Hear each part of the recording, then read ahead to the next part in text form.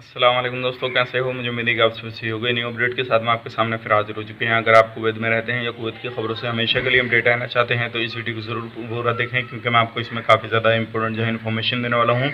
और जैसे कि आपको मालूम है 18 तारीख से जो है बाल कटिंग की दुकानें खुलने वाली हैं। उसके हवाले से कुछ नई गाइडलाइंस जो है जारी की गई है, उसके हवाले से मैं आपको बड़ी अपडेट देने वाला हूँ। तो ज़रूर इस वीडियो को पूरा देखें ताकि आपको पूरी इन्फॉर्मेशन हो जाए। अगर आपको अभी कुवैत से छुट्टी पे आए हुए हैं किसी भी देश के लिए तो भी इस वीडियो को देख सकते हैं। तो चलिए बिना देरी की वीडियो शुरू करते हैं। लेकिन उससे पहले मैं आपको बता देता हूँ, चैनल पर पहली बार आए तो चैनल को सब्सक्राइब करें और साथ ही साथ बेल आइकन ज़रूर प्रेस कर दें ताकि इन फ्यूचर आपको लेटेस्ट अपडेट मिलती रहे और आप हमेशा हमारे साथ में जुड़े रहें। तो सबसे पहले अपडेट की तरफ बढ़ते हैं। अगर अभी तक आपको किसी भी तरह से अगर आप छुट्टी पे आए हुए हैं और आपका इकामा ख़त्म हो गया है और आपने अभी तक रिन्यूअल नहीं कराया है तो जल्द से जल्द आप अपना इकामा रिन्यूअल करा लीजिए। अपनी कंपनी और अपने कफिल से बात करके वो काम करा लीजिए, क्योंकि अभी भी ये छूट जो है मिला हुई है। अभी आप अपना काम जो है करा सकते हैं और अपना इकामा जो है वो रिन्यूअल करा सकते हैं। तो ये अभी जो है लेटेस्ट अपडेट आ रही है और जिन लोगों को पता नहीं था उन लोगों को जान लेना ज़रूरी चाहिए। और ये वीडियो उन लोगों तक शेयर ज़रूर कीजिए जो लोग छुट्टी पाए हुए हैं जिनका इकामा बिल्कुल ख़त्म हो चुका है, ताकि उनका किसी भी तरह से जो है लॉस ना हो जाए। और अभी जो है नए वीज़ा का कोई भी अपडेट नहीं है।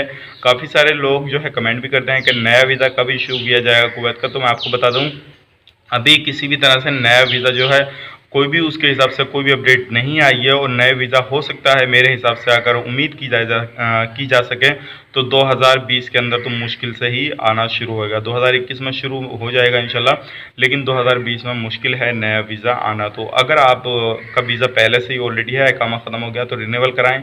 आपका जैसे ही एंट्री वहाँ पे जाने के बाद में हो जाता है तो आप अपना वीज़ा एक्सचेंज भी करा सकते हैं और कहीं दूसरी जगह भी काम कर सकते हैं वीज़ा ट्रांसफ़र कराने के बाद में।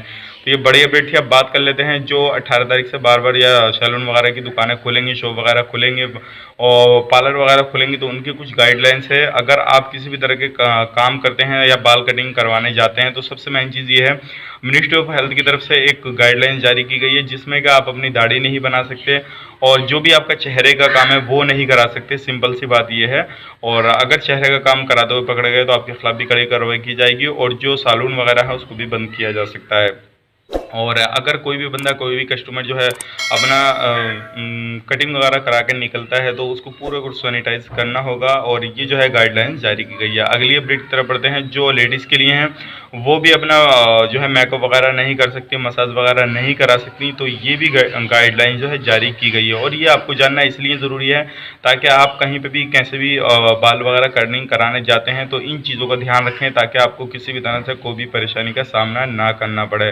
तो उम्मीद करता हूँ ये सारी जानकारी आपको पसंद आई होगी। पसंद आई तो लाइक करें, शेयर करें और इस जानकारी को दूसरे लोगों तक पहुँचाएँ ताकि वो लोग भी सेवर हो सकें और अलर्ट हो सकें और किसी भी तरह की छोटी मोटी गलती ना करें। तो चलिए फिर मिलें किसी नेक्स्ट वीडियो में, तब तक के लिए आप अपना ख्याल रखें, अपनी फैमिली वालों का ख्याल रखें। Take care, bye.